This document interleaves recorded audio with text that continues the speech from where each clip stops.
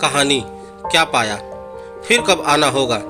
जैसे ही 2-3 दिन की छुट्टियां आएंगी मैं आ जाऊंगी। देखो इसी तरह आते जाते एक लंबा समय गुजर गया।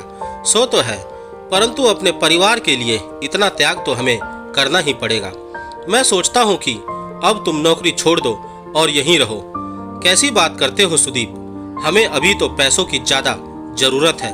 सुदीप का मुंबई में इंजीनियरिंग में एक एडमिशन होने वाला है। अब इसकी पढ़ाई का खर्चा कम तो होगा नहीं। सच कहती हूँ सुदीप, जैसे ही इसकी नौकरी लगेगी मैं नौकरी छोड़कर हमेशा हमेशा के लिए तुम्हारे पास आ जाऊंगी। सुदीप ने दीप्ति का हाथ अपने हाथ में ले लिया था। दीप्ति की आंखें गीली थी, तभी एक लंबी सीटी के साथ रेल चल दी थी। सुदीप देर तक हाथ हिलाता रहा था जब तक कि दीप्ति और ट्रेन उसकी आंखों से ओझल नहीं हो गए। दीप्ति को स्टेशन छोड़कर घर आने के बाद सुदीप थोड़ा सुस्ताने के लिए पलंग पर लेट गया। पास ही एल्बम पड़ा था जिसे डीसी ने पुरानी यादों को ताजा करने के लिए निकलवाया था, लेकिन इतने थोड़े समय के लिए आने के कारण दीप्ति को 50 काम निकल आते हैं, इसलिए वह एल्बम देख नहीं पाई थी। आखिर सुदीप ही उसके पन्ने पलटने लगा। शादी के पहले से ही दीप्ति दून में एक स्कूल में अध्यापिका थी और सुदीप हरिद्वार में एक कंपनी में ड्राफ्ट्समैन था, जिसके प्रोजेक्ट पर्वतीय इलाके में चल रहे थे। एक बार सुदीप अपने प्रोजेक्ट पर काम करने के लिए दून गया था। वह एक ऊंची पहाड़ी पर चढ़कर डिजाइन कर रहा था, तभी उसका पैर फिसल गया था और वह और उसकी डिजाइन दोनों लुढ़कते हुए नीचे की ओर आ गए थे। उसे देखकर दीप्ति पहले तो खूब हंसी, लेकिन बाद में उसने आगे बढ़कर सुदीप को हाथ थाम लिया था, वरना वह और नीचे तक लुढ़कता। वहीं सुदीप और दीप्ति की आंखें चार हुई थी। सुदीप ने इधर उधर देखा और जल्दी जल्दी अपने कपड़े झाड़ते हुए दीप्ति को थैंक यू बोला। पहली मुलाकात में ही वह दीप्ति का दीवाना हो गया था। अब वह रोज शाम को दीप्ति के स्कूल के सामने देवदास सा खड़ा हो जाता। पहले तो दीप्ति को वह चिपकू लगा, लेकिन थोड़े ही दिनों में दीप्ति को महसूस होने लगा कि सुदीप के बिना उसके जीवन में कहीं रिक्तता है, अधूरापन है। एक दिन दीप्ति दून से स्कूल के काम से दिल्ली आ रही थी। गाड़ी बहुत लेट थी। वह परेशान सी कभी बस स्टैंड तो कभी रेलवे स्टेशन के चक्कर काट रही थी। तभी सुदीप ने जीप रोकते हुए कहा था, सच में दीप्ति जी, आप जब परेशान होती हैं तब बहुत अच्छी लगती हैं। अरे कभी इस सेवक को भी तो सेवा का मौका दिया करें। चलिए जल्दी से बैठिए, मुझे भी दिल्ली ही जाना है। दीप्ति का दिल एक बार तो जोर से धड़क उठा था कि अकेले और अनजान आदमी के साथ जाना क्या उचित होगा, लेकिन फिर दिल ने कहा, अरे ये अकेला अनजान कहाँ है जिसे मन ही मन अपना लिया हो, उसके साथ सफर करने में डर कैसा। और दीप्ति सुदीप की बगल में बैठ गई थी। हल्की बूंदाबांदी शुरू हो गई थी और रह रहकर दीप्ति के बालों की लटें सुदीप के चेहरे से टकरा जाती थी। पूरा सफर खामोशी में ही बीता। दोनों के दिल की धड़कनें पहले मिलन का पैगाम कर रही थी। ऐसा लग रहा था दिल तो सब कह सुन रहा था, पर शब्द जुबां पर नहीं आ रहे थे। दीप्ति अपने गंतव्य स्थान पर उतर गई थी और सुदीप अपने काम में लग गया था। 1 हफ्ते के काम के बाद सुदीप वापस दून आया था। वहां दीप्ति उसका बेसब्री से इंतजार कर रही थी। दून का प्रोजेक्ट पूरा होने पर सुदीप को वापस हरिद्वार आना था, इसलिए उसने दीप्ति से मुलाकात कर अपने मन की बात उसके सामने रख ही दी। 1 माह के लंबे इंतजार के बाद दीप्ति की भी सहमति उसे प्राप्त हो गई थी। सुदीप और दीप्ति के बीच यह समझौता हुआ था कि जब दीप्ति की नौकरी उनके लिए परेशानी का कारण बनेगी तब दीप्ति नौकरी छोड़ देगी, क्योंकि ना तो दीप्ति हरिद्वार आ सकती थी और ना ही सुदीप दून में रह सकता था। शादी के बाद दोनों ने 25 दिन की छुट्टी ली थी और मसूरी हनीमून के लिए गए थे। हंसते गाते समय कैसे गुजर गया मालूम ही नहीं पड़ा। अब दीप्ति दून में रहती और सुदीप हरिद्वार में।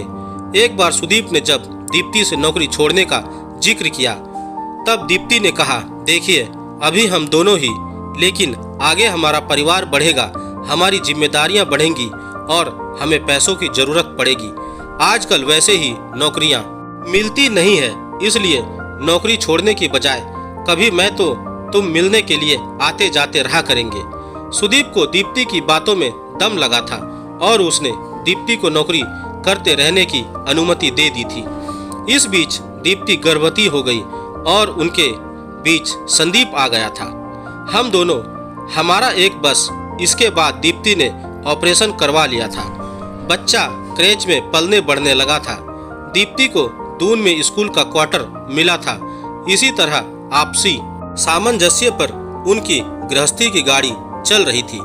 सुदीप ने बढ़ती आर्थिक तंगी के कारण अब दीप्ति से नौकरी छोड़ने का आग्रह करना कम कर दिया था। समय आबाद गति से गुजर रहा था और इस तरह 23 साल गुजर गए थे। साहब, आज ऑफिस क्यों नहीं जाने का क्या? सच में साहब, आपने और बाई साहब ने अपने परिवार के लिए बहुत किया। कमला बाई की आवाज से सुदीप की तंद्रा टूट गई। वह जल्दी से तैयार होकर ऑफिस निकल गया। सुदीप मन मस्तिष्क में दीप्ति की एक ही बात घूम रही थी कि संदीप की नौकरी लगते ही वह भी नौकरी छोड़ देगी और हमेशा हमेशा के लिए सुदीप के पास आकर रहेगी। अपनी पढ़ाई और नौकरी के दौरान ही संदीप ने अपनी पसंद की लड़की ढूंढ ली थी। उसकी शादी करके दीप्ति और सुदीप निश्चिंत से हो गए थे। दीप्ति 4 दिन की छुट्टियों में हरिद्वार आई हुई थी। दोपहर का समय था। वह अपने कमरे से निकलकर बाहर आ रही थी, तभी संदीप के कमरे से आती आवाज ने उसके पैर बांध दिए थे। संदीप कह रहा था, पल्लवी, माँ ने हम लोगों के लिए बहुत किया है। माँ और पापा ने इस घर को बनाने के लिए, हमें पढ़ाने के लिए जीवन भर समझौता किया। माँ दून में रहती और पापा यहाँ। अब मैं चाहता हूँ कि माँ यहीं रहे हम सब के बीच और पापा के पास। तभी से पल्लवी की आवाज सुनाई दी थी, संदीप, तुम भी कैसी बातें करते हो?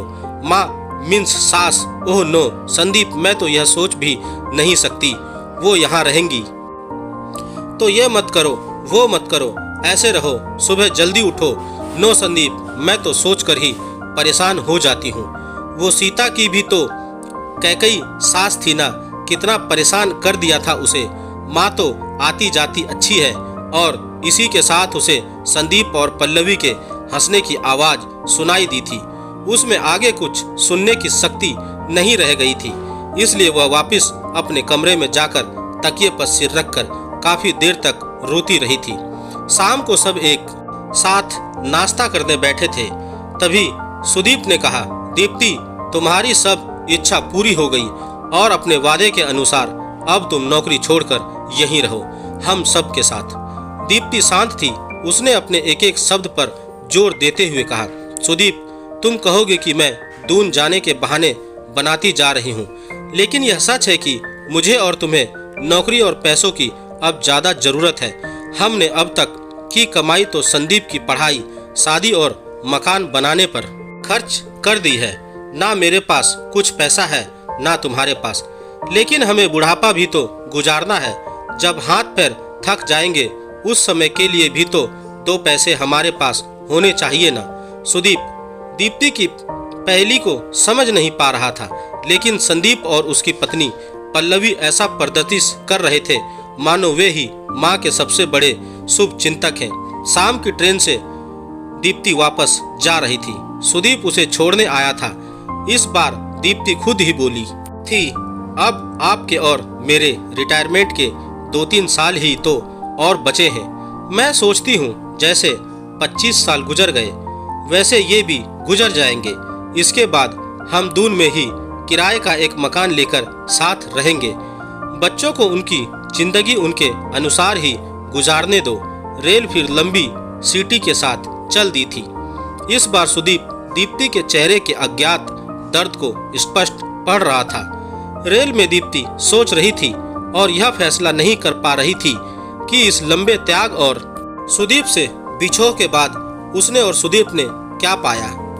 दोस्तों, आपको मेरी यह कहानी कैसी लगी आप मुझे मेरे कमेंट्स बॉक्स में जाकर मुझे बता सकते हैं। और अगर आप मेरे चैनल पर नए हैं तो मेरे चैनल को सब्सक्राइब जरूर करें और बेल आइकन का बटन भी दबा दें। धन्यवाद दोस्तों।